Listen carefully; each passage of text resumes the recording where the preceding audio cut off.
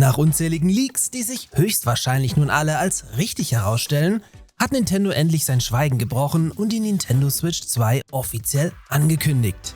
Alles, was uns der 2 Minuten lange Teaser-Trailer bereits jetzt verrät und warum ihr euch definitiv freuen dürft, habe ich euch wie immer kompakt zusammengefasst.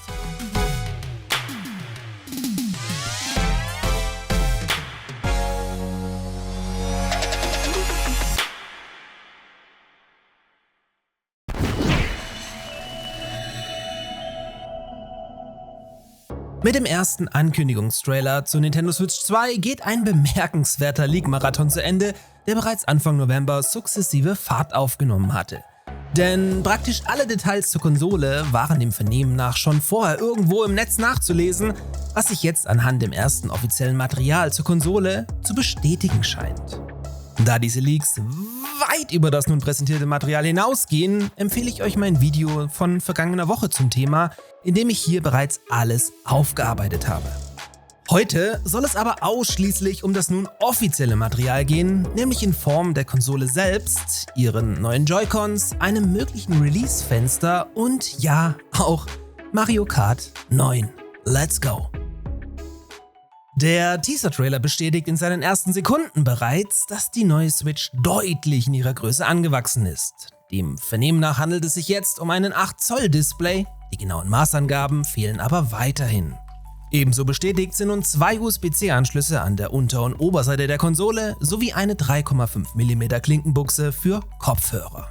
Auch der neue Kickstand ist im Prinzip 1:1 das, was man vorher aus Leaks schon erfahren konnte, verfügt aber um 2 einrastende Positionen, um die Konsole zum einen im Sitzen und auch bequem im Liegen nutzen zu können.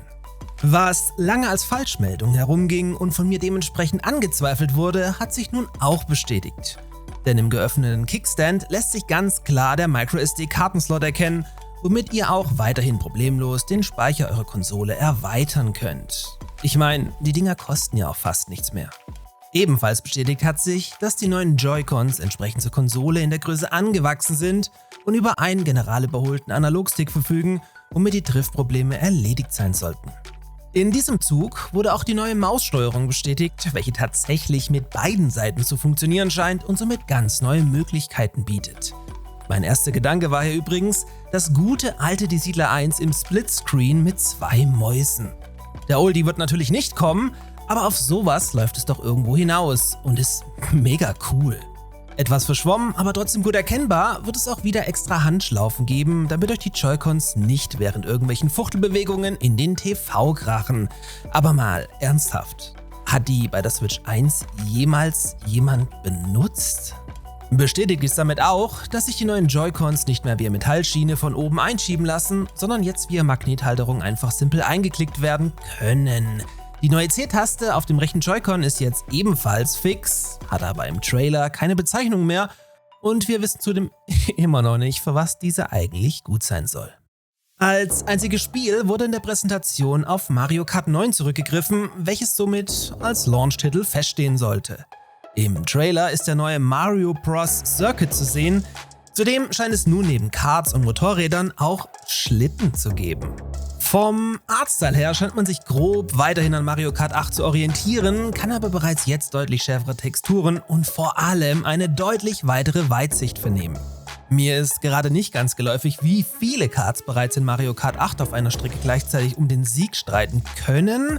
Im neuen Teil sind es aber deutlich über 10 und dem Vernehmen nach sogar 24. Auch die neue Docking Station sieht im Prinzip genau so aus wie durch die Leaks vorausgesagt und spart einen deutlichen Bereich des Switch-Displays aus, welches somit nicht von der Front verdeckt wird, was wiederum auf Anzeigen wie Wetter, Akku oder sonst was hindeuten müsste.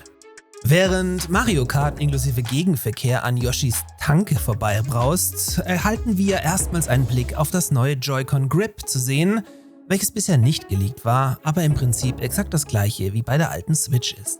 Wie Nintendo schon selbst im vergangenen Jahr bestätigt hat, ist die neue Switch 2 voll abwärtskompatibel, wodurch ihr neben euren Cartridges auch eure digitalen Spiele weiterverwenden könnt.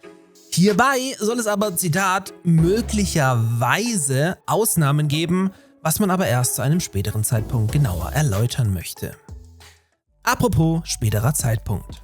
Die genaue Vorstellung mit allen Details, dem Release-Datum und ganz wichtig natürlich dem Preis wurde in Form einer Nintendo Direct für den 2. April 2025 angekündigt. Zudem laufen weltweit Anspielevents bis zum 1. Juni 2025, was also ein Release bis Anfang Mitte Juni leider definitiv ausschließen sollte. Das einzige Event in Deutschland ist vom 25. bis 27. April in Berlin, für welches ihr euch ab sofort anmelden könnt. Die Teilnehmerzahl ist aber natürlich begrenzt und wird dann via Losverfahren verteilt. That's it. Jetzt heißt es wieder warten. Aber Vorfreude ist ja bekanntlich die schönste Freude. Sobald es was Neues gibt oder erneut Leaks weitere Details ans Tageslicht bringen, werde ich wieder berichten. In diesem Sinne gerne Abo dalassen und bis zum nächsten Mal.